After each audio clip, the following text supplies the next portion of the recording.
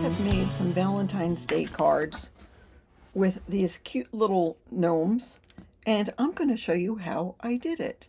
And I also have some other cards that I'm going to give you the measurements for. So let's get started. Hi everyone, this is Debbie from Project 39 Mini Albums, and I'm going to show you the process that I used to create these cards. Now, first of all, the screen is sideways because, well, just because that's how I recorded it. So here I am using my magic mat and cutting a square out of some plaid cardstock. The plaid is done in great tones of red, hot pink, a little bit of corally color on there. It was paper that I just picked up a couple of sheets at the local Hobby Lobby. So here's the fun part. I am making sentiments. And if I'm going to be stamping sentiments especially, I am definitely going to use my heat embossing. So I make a couple in different colors. I don't think this one I end up using for the cards that you're going to see here. It's sort of on a blush color cardstock base with red. I think I'm using Distress Oxide in Lumberjack. Oh, now I'm making the card bases, and I apologize.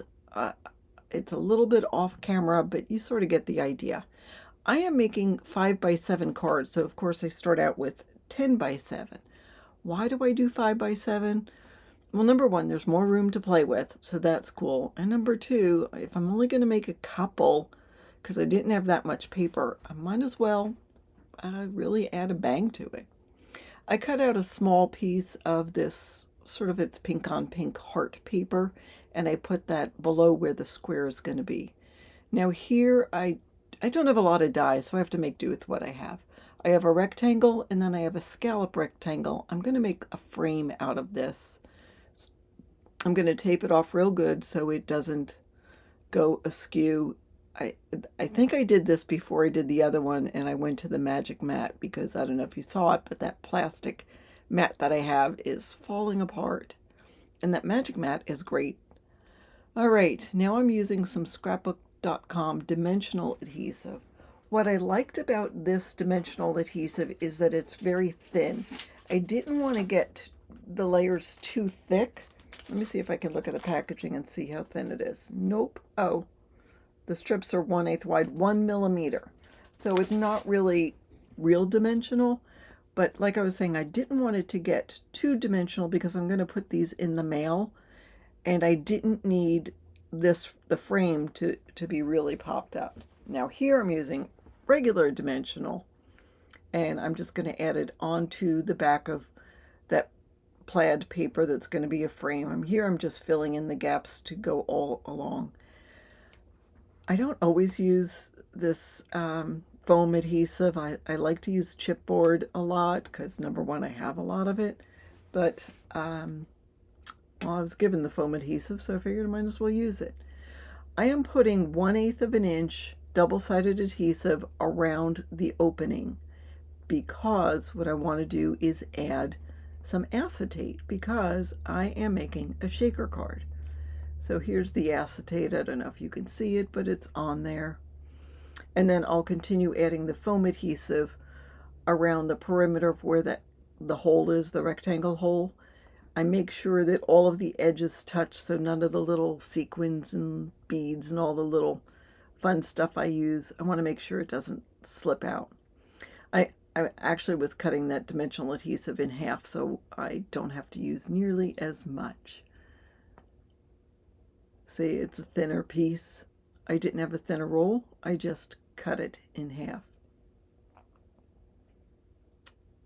I have to cut it down here so it'll fit. I need one more piece for that bottom. Do I? Or is there some there? I can't see. Oh yeah. Oh, I'm putting some in the middle, peeling off all the backing of the dimensional adhesive. And before I put it on, I have to put the little sequins and things down. So I have had these things in my stash for quite a while. I couldn't get the cork off the top of this. I think it came from the Target dollar bin when it was $1 way back when. And I decided not to use the black X's and O's. It just wasn't going with the colors. I moved all those little sequins out of the way so I could put these round balls from Doodlebug, because otherwise they're going to slide all over the place. And then whatever else I can find that's red and pink in my stash, I add. I actually think these were for diamond dots, but the color was perfect, so I decided to use them. There was a little piece in there that was brown that didn't belong, so. All right, now I'm doing my best to center this. And yeah, it makes a little puffy in the center, but once I shake it, everything moves over and distributes it. And then here is the card that I still need to add my bum fuzzles to. So let me show you that. All right, here are the two cards I made. They're for my daughter, so Angela and Christine, if you're watching, don't watch. This one I put a little guy down. I did do a video showing you how I print these off on my Cricut and also how I add this little outline that's an offset. This one was a little bit bigger. I didn't show you me doing this white embossing powder on the pink, but I mean, it's the same thing. I had a little red heart. This one I added a little white heart too, and just thought it was cute. So, I mean, they're fun, and it's not too thick, and they're 5 by 7, so, I don't know, it just will be a nice gift to send to the girls, just these guys. Let me show you a couple other ones I made. Oh, let me tell you about these guys. All right, so they're gnomes, and I call them BumFuzzles because I got them from the BumFuzzleBoutique on Etsy. It's a digital printable. Even if you don't have a Cricut machine, you can still print. It'll print on an 8.5 by 11 paper. Of course, it'd be in color. If you don't have a color printer, you can, of course, take the file. So either you put it on a flash drive or go to Office Depot or Staples or whatever, or your local print shop, and they'll show you, they'll help you get it in a way you can print it. But anyhow, you can print it and then just fussy cut them out. You don't need a Cricut to do this. Although the Cricut was great to make them and put them on this cardstock just so it's got a nice background. But anyhow, let me show you a couple other cards that I made. We'll put those guys over there because they're so cute. This one has strawberries, and he's got a good size offset to him, a good size outline. He's on some of that plaid paper with a square, and actually the square is what came out when I cut this one out. It was a square with dots. I don't know. It wasn't a stitched rectangle. I say square. It was a rectangle. But it had a nice little touch to it. And then I took this paper, again, this was from Hobby Lobby, and just cut it. Let me give you some measurements in case you want to do this yourself. It's a 5 by 7 card. I have a pink mat, which is 4 3/4 by 6 3/4, and then this is 4.5 wide by 4 tall, and this is 4.5 wide by 2.5 tall. So there's a gap between these two. And before I glued those papers onto the pink background, and before I glued them onto my white base, I took some baker's twine in a hot pink and just tied it around there.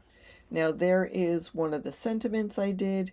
It's black on red. I did cut a rectangular strip just to put it on. I popped it up and put that onto a pink strip below. And this is similar. I just sort of reversed some of the things. I used the gnome paper in the back, used a hot pink baker's twine that didn't have any white on it.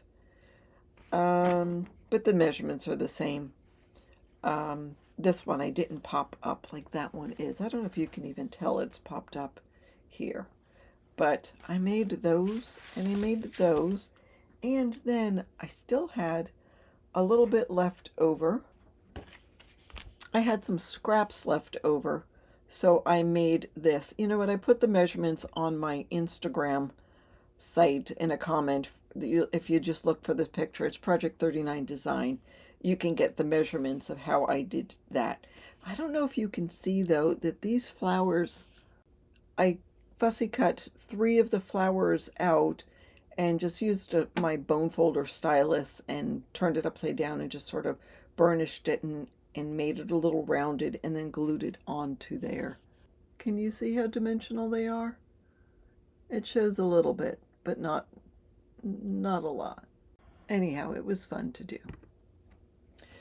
So I have those, and then I still had a little bit of that plaid paper left over. So I'm going to put a white strip in and put the address on here. This is an envelope. I had a strip of this paper, which I just thought was pretty in there, just added some colors. And I made this envelope. And the way I made it is I had this envelope. I put a little bit of that paper in there. And I just took the measurements of this and copied it and made this. So one of these will go to my mother-in-law, 2 to my daughter, 1 and 2 to my sister-in-laws. I'm not sure who's going to get what. Hubby doesn't get one. He sees these gnomes all the time. All right, so we call them BumFuzzles. They're all over the place now. They've migrated to the bathroom.